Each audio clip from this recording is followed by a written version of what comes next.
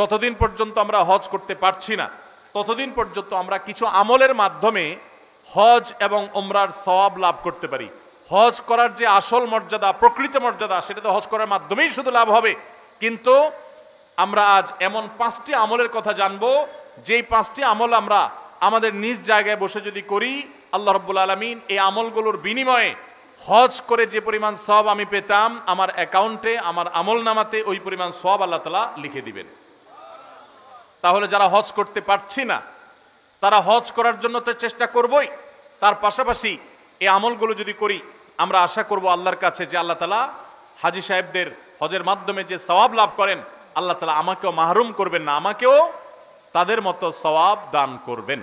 এরকম 5টি আমলের ভিতরে সর্বপ্রথম যে আমলের কথা বলবো সেটা হলো 5 ওয়াক্ত নামাজের পরে তাসবিহ পাঠ করা।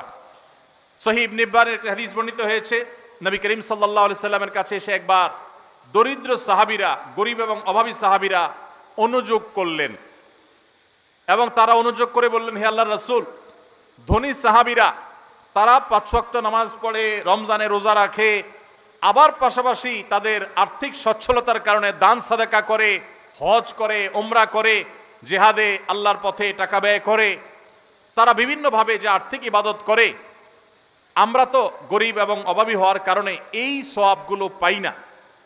তাহলে আমরা তো পিছিয়ে পড়তেছি, আমরা কিভাবে তাদেরকে ধরতে পারি?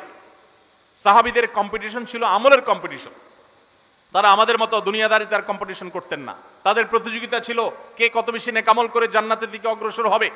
তো সাহাবীদের এই কথা শুনে প্রিয় নবী সাল্লাল্লাহু আলাইহি সাল্লাম তাদেরকে এই আমলটা শিক্ষা দিয়েছেন এবং বলেছেন, যে ব্যক্তি 5 ওয়াক্ত নামাজের পর 33 বার সুবহানাল্লাহ, 33 বার আলহামদুলিল্লাহ এবং 33 বার আল্লাহু আকবার পড়বে, আল্লাহ রাব্বুল আলামিন ওই ব্যক্তিকে, হজকারী ব্যক্তিরা হজ করে যে সওয়াব লাভ করেন, আল্লাহ তাআলা এই ব্যক্তিকে সেরকম সওয়াব দান করবেন।